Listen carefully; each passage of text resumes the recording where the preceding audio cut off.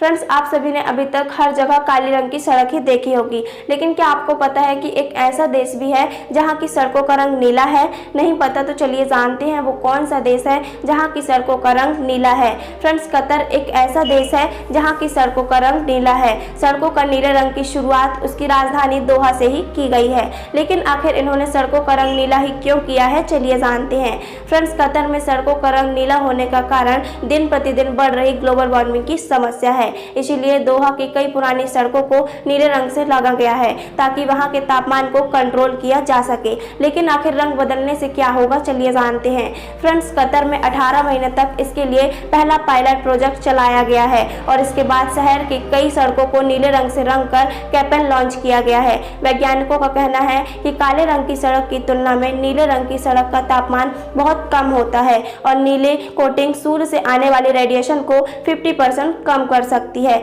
इसीलिए कतर जैसे देश की सड़कों पर नीले रंग की 1 mm की परत चढ़ाई जाती है, क्योंकि काले रंग की सड़क का तापमान उसकी जगह के तापमान से लगभग 20 डिग्री ज्यादा होता है, जो कि गर्मी को सोखकर उसे रेडिएट करता है। इसीलिए कतर की सड़कों को नीले रंग से रंगा गया है।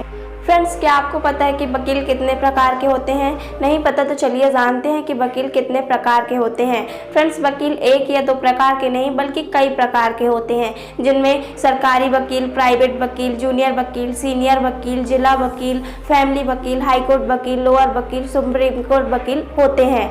फ्रेंड्स, दुनिया की 800 करोड़ की आबादी में मुस्लिम आबादी की संख्या लगभग 23 करोड़ है। इतनी बड़ी आबादी के साथ इस्लाम विश्व का दूसरा सबसे बड़ा धर्म है, लेकिन इसके बावजूद भी दुनिया में कई ऐसे देश हैं जहां मुस्लिमों की आबादी के लिए वहां कोई मस्जिद ही नहीं बनाई गई है।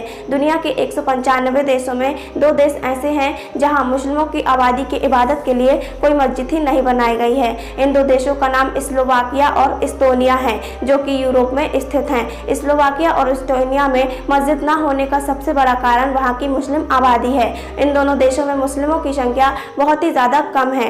2011 की जनगणना के अनुसार स्लोवाकिया में मुस्लिम आबादी की जनसंख्या लगभग 0.2% थी और वहीं 2011 की जनगणना के अनुसार इस्टोनिया में मुस्लिम आबादी की जनसंख्या लगभग 1500 थी, जो कि देश की कुल जनसंख्या के लगभग 0.14% ही थी। इसीलिए उस देश में मुस्लिमों की इबादत के लिए कोई मस्जिद ही नहीं बनाई गई है, जहाँ तक कि वहाँ की सरकार ने भी मुस्लिमों को मस्जिद बनाने के लिए मना कर दिया। फ्रेंड्स, दुनिया का सबसे खुशहाल देश फिनलैंड 5 सालों से लगातार सबसे खुशहाल देश बनता आया है और वहीं नाखुश देशों में अफगानिस्तान है। लेकिन सवाल ये उठता है कि आखिर सबसे खुशहाल देश की लिस्ट में फिनलैंड 5 सालों से लगातार पहले स्थान पर ही क्यों आ रहा है, चलिए जानते हैं आखिर क्या वजह है। फ्रेंड्स, फिनलैंड में अपराध कम और प्राकृतिक सुंदरता ज़्यादा है और यहाँ बहुत ही कम ऐसे लोग हैं जो गरीबी से जूझ रहे हैं। इसके अलावा यहाँ का जो हेल्थ सिस्टम है वो भी बहुत अच्छे तरीके से काम करता है और यहाँ कम्युनिटी की देखभाल को लेकर कई सरकारी सुविधाएं भी मौजूद हैं।